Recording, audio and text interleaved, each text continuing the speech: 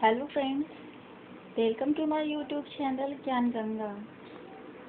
Friends, आप CTET और TET की तैयारी कर रहे हैं तो ये हमारा वीडियो आपके लिए बहुत ही इम्पोर्टेंट है। जैसे कि सिलेबस बहुत लेंदी है तो उससे पैडागॉजी और बाल मनोविज्ञान से संबंधित जितने भी सिलेबस में है उतना हम यहाँ अपने चैनल यूट्यूब पर ज्ञान गंगा पर वीडियोस अपलोड करेंगे। तो अगर आपको सभी को ये वीडियोस चाहिए तो आप इससे जुड़ें और ज़्यादा से ज़्यादा लोगों को इनकरेज करें कि हमारे चैनल से जुड़ें।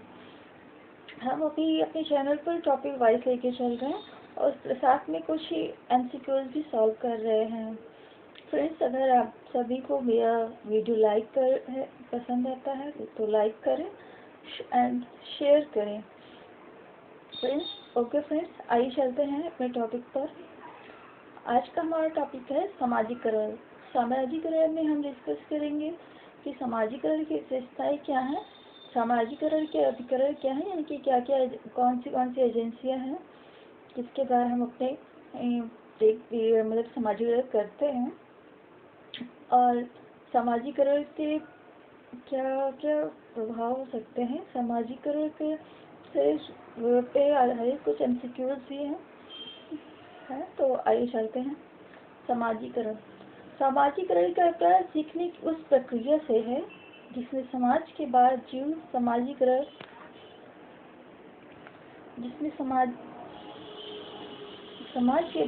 सामाजिकरण की प्रक्रिया द्वारा जीव का विकास होता है।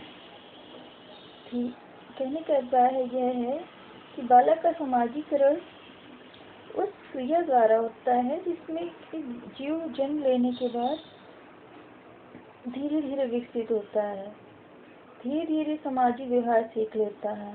ऐसा व्यवहार कहाँ पर होता है? ये व्यवहार वो अपने परिवार, समाज, विद्यालय में सीखता है और समायोजित होता है। समायोजित होने का मतलब है कि बालक शुरुआत में तो उससे कुछ भी नहीं आता, वो एक पुतला होता है, मतलब कि केवल जिसमें जीवन होता है, लेकिन आपको उसमें उसके आदतें, व्यवहार, बोली, भाषा, ये सभी उसे अपने आसपास के पर्यावरण से, यानी कि अपने समाज से, विद्यालय से और अपने फ्रेंड से मिलता है। सामाजिक गुणों को सीखने के परिणाम स्वरूप वह सामाजिक प्राणी के रूप में विकसित होता है। कहने का तात्पर्य है बालक, हम सभी सामाजिक प्राणी, लेकिन सामाजिक प्राणी हम शुरू में ही नहीं होते। अगर हम बालक को जंगल में छोड़ दिया जाए या किसी जानवर के साथ पलता तो बालक उसकी तरह हो जाता है। जैसे कि अगर बिल्ली के बच्चों को अपने घर पालते हैं तो वो धीरे धीरे कुछ, हम उसके चेहरा तो नहीं बदल सकते, लेकिन उसके आदतें, जैसे खान पान का, थोड़ा सा उठने बैठने का तरीका, ये हम तो थोड़ा सा चेंज कर सकते हैं इसलिए डेली हैबिट से। ऐसे ही अगर हम मनुष्य जीव को भी जंगल में जानवरों के साथ या फिर किसी बंद कमरे में रख देते तो उसका सामाजिकरण नहीं होगा, नशा होगा, वो बोली भाषा कैसे सीखेगा। तो इसलिए जरूरी है कि सामाजिक गुणों को सीखने के अनुरूप ही वह सामाजिक प्राणी के रूप में विकसित होता है।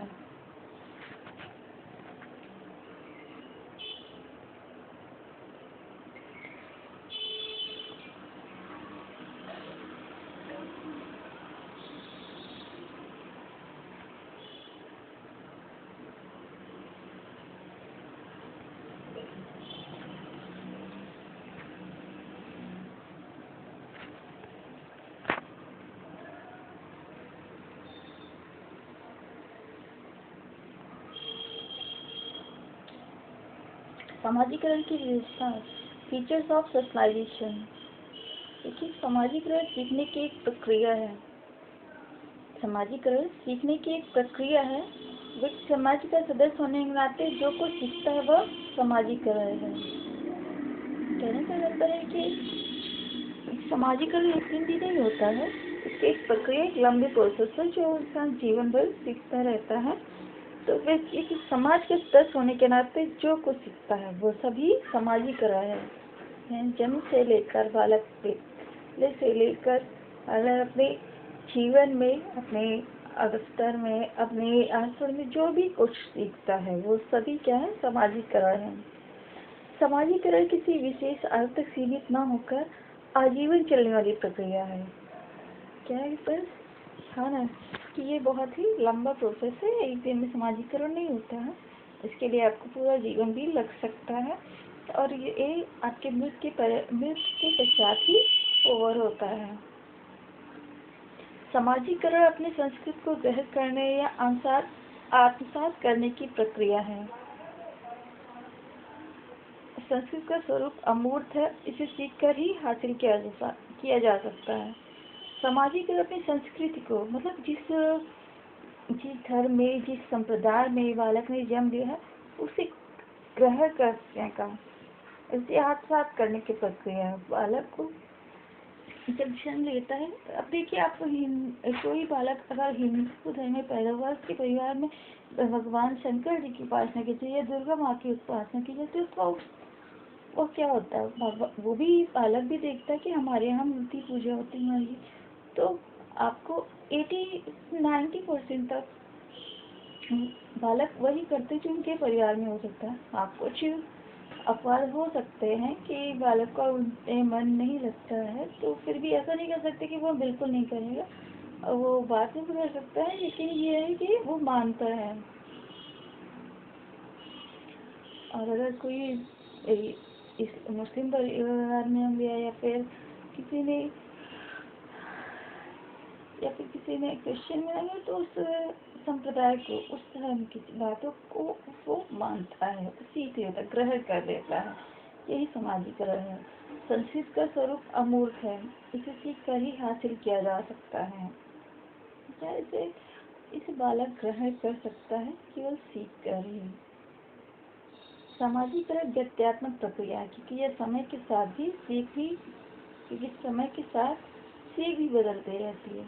कहने का तात्पर्य है कि हाँ, सामाजिकरण हमेशा एक से नहीं होता, उसमें आमूल थोड़े कुछ ना कुछ परिवर्तन आते रहते। जैसे कि आप देख लें कि पहले हमारे यहाँ चिमनी का उपयोग होता था, फिर उसके बाद बिजली का उपयोग, तो जैसे जैसे डेवलपमेंट होता जाता है, वैसे सामाजिकरण में भी प्रक्रिया में ही थोड़ा सा डिफरेंस होता जाएगा, थोड़ा।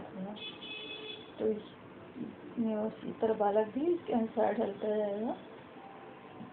ये कहते हैं एक पीढ़ी से दूसरी पीढ़ी में डिफरेंस कैसे आ जाते हैं, तो ये है कि सामाजिक व्यक्ति प्रक्रिया है। आप अपने समय के अनुसार ये चीजें ढाल लेते हैं। सामाजिकरण शिक्षा है, लेकिन शिक्षा सामाजिकरण नहीं है। सामाजिकरण शिक्षा है। सामाजिकरण यानी कि हम अपने आस-पास परिवार, विद्यालय या फिर पड़ोसी या फिर किसी अन्य तीसरे जो किसी दुकान वाले, किसी से भी ये सामाजिकरण हो सकता है। कुछ भी हम उससे सीख सकते हैं, कैसे पाठ पाएगा। लेकिन हम सभी को शिक्षा नहीं कहते हैं। शिक्षा हम उससे कहते हैं जो कि विद्यालय में हमें एक निश्चित पाठ्यक्रम शिक्षक के द्वारा और निश्चित समय में दिया जाता है। तो इसलिए हम सारी चीज़ों को हम शिक्षा के अंतर्गत नहीं ला सकते हैं। ये हमारा यहाँ पर डिफरेंस हो जाता है कि सामाजिकरण शिक्षा है, लेकिन समस्त शिक्षा सामाजिकरण नहीं है। आइए फ्रेंड्स देखते हैं सामाजिकरण के प्रकार। सामाजिकरण के कौन कौन से प्रकार हैं। सामाजिकरण की प्रक्रिया 2 प्रकार की हैं। पहला प्राथमिक सामाजिकरण प्रक्रिया, दूसरा है गौर सामाजिक प्रक्रिया। प्राथमिक सामाजिकरण की प्रक्रिया वह प्रक्रिया है जिसमें सुझाव, पालन पोषण, विधियां, अनुकरण पद्धति की चर्चा की जाती है।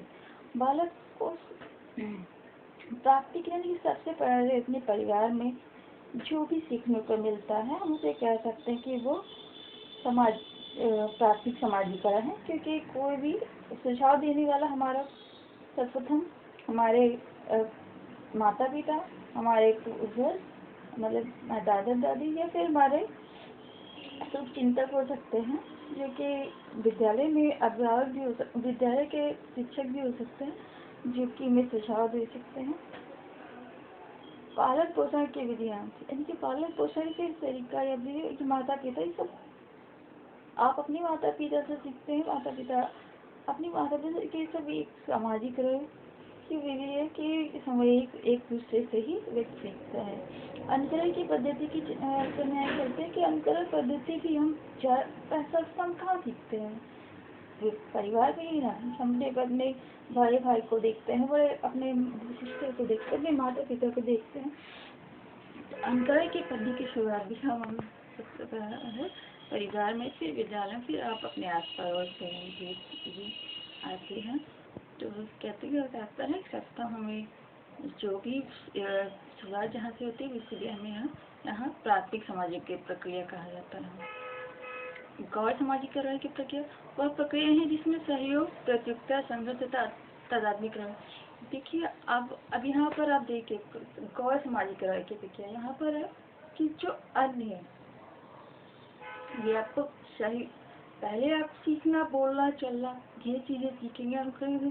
उसके बाद आप किसी और तीसरे से, इसमें एक व्यक्ति नहीं, इसमें आप दो लोग इन्वॉल्व, सहयोग के लिए भी दो, आप किसकी हेल्प करेंगे। तो यहाँ पर आप और आप में ये भावना आप परिवार में भी सीखते थे, विद्यालय में भी सीखते थे, लेकिन ये सहयोग के लिए इसमें आप अकेले नहीं होंगे। तो यहाँ पर तो गौर इसीलिए कहा जा रहा है कि आप अकेले नहीं, यहाँ पर तो सहयोग के लिए भी दो लोग, आप और एक अन्य की आवश्यकता होगी, तो वो सहयोग होगा। प्रतियोगिता में भी ऐसा व्यक्ति सीखता है। यहाँ पर एक ग्रुप में प्रतियोगिता में पार्टिसिपेट करके या फिर आप एक दूसरे से आगे बढ़ने के लिए में आप सामाजिकरण होता है। और कभी कभी होता है संघर्ष। संघर्ष में क्या होता है कि बालक को बहुत ही विभिन्न परिस्थिति में पला बड़ा है, बहुत ही उसके अंदर एक भावना पैदा होती है कि हाँ बालक कि मुझे इससे आगे निकलना है, मुझे इससे अपने माता पिता को इससे छुट्टी दिलाना है, इससे बाहर निकलना है। तो कहीं ना कहीं इससे संघर्ष भी हमें आगे सामाजिकरण करता है, डेवलपमेंट सीखने के बढ़ने के लिए प्रोत्साहित करता है। तादात्म्यकरण यानी कि जब दो व्यक्ति संघर्ष होता है तो वो एक दूसरे के चीज़ों को एडजस्टमेंट यानी कि समायोजित कर लेते हैं। तादात्म्यकरण कि वो एक दूसरे के भावनाओं की कदर करते हुए या इसे अनुकूलन करते हुए में तादात्म्यकरण स्थापित कर लेते हैं। तो फ्रेंड्स आइए देखते हैं।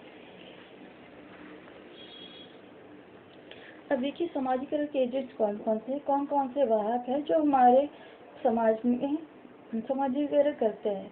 इसमें सर्वप्रथम नाम आता है परिवार का। सबसे पहले हमारे माता पिता, भाई बहन, हमारे दादा दादी, नाना नानी, भैया भाभी, इनसे हमारा संपर्क होता है। तो हालांकि उनके आदतों को, उनकी बोली को, उनकी भाषा को, उनके व्यवहार को देख करके सारी बातों को सीखता है।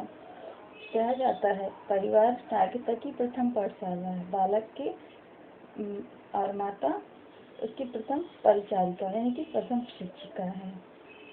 तो ऐसे ही नहीं कहा जाता ये, क्योंकि बालक प्रारंभ में बालक सबसे ज्यादा निर्भर पे माँ पर होता है, तो इसलिए ये माता के लिए विशेष रूप से एक कथन लिया है।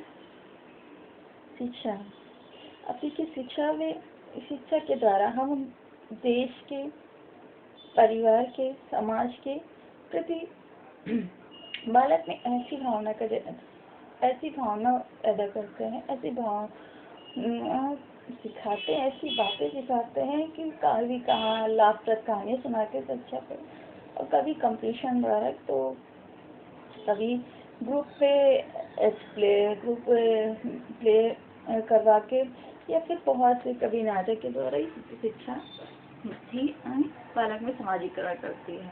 धर्म, अभी हमने बताया कि अभी हमारे यहाँ नवरात्रि चल रहा है, तो देखिए धर्म, एक बालक को क्या होता है कि अपने धर्म देखता है, धर्म सीखता है, इसलिए जबरदस्ती नहीं थोपा जा सकता। तो बालक जैसे देखता है बाद में वो वैसा सीखता है। साथी समूह यानी कि पीयर ग्रुप, यहाँ पर सबसे ज़्यादा इम्पोर्टेंट ही बालक अपनी शादी जैसे संकट में बालक पलता रहता है वो वैसा सीखता है। जैसे कि आप देखेंगे कोई बच्चे बहुत ही माइंड तेज है और उसके फ्रेंड्स भी ऐसे ही होंगे, आप बहुत ही शार्प माइंडेड होंगे। और अगर आप देखते हैं किसी बच्चे को चोरी करने की आई है, झूठ बोलने की आ रही है, तो ये कभी कभी अपने मंत्रक्रम से आता है, तो कभी कभी ये अपने पीयर ग्रुप से बच्चे सीखते होते हैं कि हाँ ऐसा क्यों कर रहा है। पहले तो फिर कुछ भी पता नहीं होता है, कुछ भी जानकारी नहीं होती कि ये सही है गलत है, लेकिन वो जब सामाजिकरण की प्रक्रिया इसीलिए चल रही है कि वो गलत करेगा सही करेगा, गलत करने पे उसे डांट पड़ती और सही करने को उसे पुरस्कृत किया जाता है। फ्रेंड्स इसीलिए सामाजिकरण बालक तो एक और स्लेट है, अगर वो जैसे ही सिखाना है उसके उसे अगर गलत भी करने पर डांटना भी पड़ता है। तो यहाँ पर अगर गलत काम कर रहे हैं तो वहाँ उसे डांटना जरूरी है। आर्थिक स्थिति, बालक की आर्थिक स्थिति सामाजिकरण में बहुत बड़ा रोल अदा करती है। फ्रेंड्स आपने देखा है कि कभी कभी समाज के बहुत ही निम्न वर्ग के बालक अपने पेरेंट्स को जूझते हुए देखते हैं कि संघर्ष है, कभी किसी किसान का बेटा, कभी किसी मजदूर का बेटा, या फिर कभी कभी माता पिता के न रहने पर खुद बच्चे इतने बड़े हो जाते हैं कि उनकी जिम्मेदारियां निभाने लगते हैं। तो ऐसे में हम कह सकते हैं, ऐसे में क्या कहते हैं, आर्थिक स्थिति बहुत बड़ा रोल है। आप देखेंगे किसी उच्च परिवार में अगर बालक संबंधित है तो उससे सारी सुविधाएं खुद ब खुद मिल जाती है, तो बालक को वहाँ संघर्ष की आवश्यकता नहीं पड़ती। तो वहाँ बालक को सहयोग के द्वारा वो आर्थिक स्थिति वो अपनी अच्छी है तो इसलिए अपना पढ़ाई में अच्छे से मन लगा सकता है। लेकिन यहाँ पर दोनों चीज़ें हैं। भाषा, बालक एक रुदन करता, हम उससे भी भाषा ही कहते हैं कि हाँ बालक में और फिर शुरुआत में वो थोड़ी थोड़ी बोलियाँ भी मदर टंग सीखता है और अपने बोलचाल में मतलब छोटे छोटे शब्दों से शुरुआत करता है। बालक अपने मातृभाषा को सबसे प्रथम सीखता है, इसीलिए आपको प्रशिक्षण देने की आवश्यकता नहीं पड़ती। जैसे कि माता पिता का बोलचाल होता है वो सब से सीख लेता है, और जैसा कि समाज में ही इसे सीखने को मिलता है। भाषा के द्वारा ही एक दूसरे अपने विचारों को व्यक्त करता है किया जाता है, इसलिए भाषा काफ़ी बहुत महत्वपूर्ण है। अब मीडिया में हम कह सकते हैं कि टीवी, रेडियो, समाचार पत्र, ये सभी भी सामाजिकरण करने में हमारे बालक की बहुत बड़ी भूमिका निभाते हैं। इस समाज में देश दुनिया में क्या होता है, देश में क्या हो रहा है, कैसे कैसे उसका समाज के किस ओर जा रहा है। आज आज अर्थव्यवस्था में गिरावट महसूस किया जा रहा है। आज ये सांस्कृतिक परंपरा, आज प्रधानमंत्री है, तो ये चीज़ कल्चरल एक्टिविटी के द्वारा ये मीडिया जो भी हो रहा है, तो अगर बालक को इसमें इंटरेस्ट है इस द्वारा भी काफ़ी कुछ सीखता है। टीवी देखकर, रेडियो सुनकर, या फिर मोबाइल फ़ोन से बहुत कुछ सीखने लगे बालक। वैधानिक प्रथाएं, अब यहाँ आप नहीं बोल सकते कि आपके देश के ये कानून जो है वो कैसे सिखाएंगे बालक को। आप उसका सम्मान करके उनके कर्तव्यों को भी शिक्षक द्वारा सिखाया जाता है। तो ये चीज़ें, वैधानिक प्रथाएं भी बहुत महत्वपूर्ण अदा करती है। आइए देखते हैं नेक्स्ट वीडियो। एमसीक्यूज फ्रेंड्स, ये क्वेश्चन है हमारा, सामाजिकरण वह प्रक्रिया है जिसके द्वारा एक व्यक्ति को उसके किस परिवेश के द्वारा अनुकूलित किया जाता है। आई रिपीट अगेन, सामाजिकरण वह प्रक्रिया है, मतलब कि कैसे प्रक्रिया है जिसके द्वारा एक व्यक्ति को उसके किस परिवेश के द्वारा अनुकूलित किया जाता है। देखिए कौन सा परिवेश है जो बालक के सामाजिकरण में महत्वपूर्ण है। तो कक्षा के परिवेश के अनुकूल,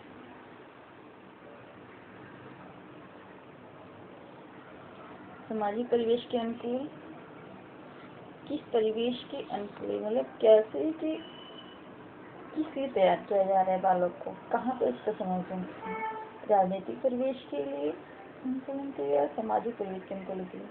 तो फ्रेंड्स यहाँ पर राइट आंसर है सामाजिक परिवेश के अनुकूल होने के लिए बालक को सामाजिकरण किया जाएगा। तो समाज के नियमों के विरुद्ध कार्य न करे, समाज के नियमों को सीख ली, तो इसलिए यहाँ पर राइट आंसर है फ्रेंड्स सामाजिक परिवेश के अनुकूल। सामाजिकरण के एजेंट्स नहीं है, कौन सा इसमें सामाजिकरण के एजेंट्स नहीं है? ए परिवार नहीं है, बी विद्यालय पर ये सामाजिकरण एजेंट्स है या नहीं है, हेल्थ क्लब ग्रुप है, यहाँ भी कुछ ना कुछ सीख रहे हैं यहाँ पर, तो ये सभी है, तो इसलिए हमारा राइट आंसर है उपरोक्त सभी, ABC सभी है।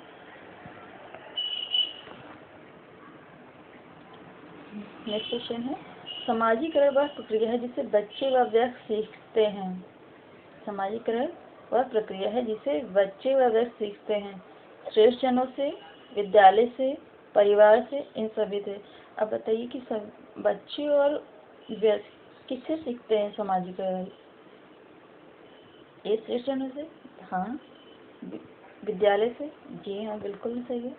परिवार से, जी ये भी राइट है, तो इसलिए हमारा राइट आंसर क्या होगा, डी, इन सभी से बालक और वयस्क का सामाजिकरण होता है।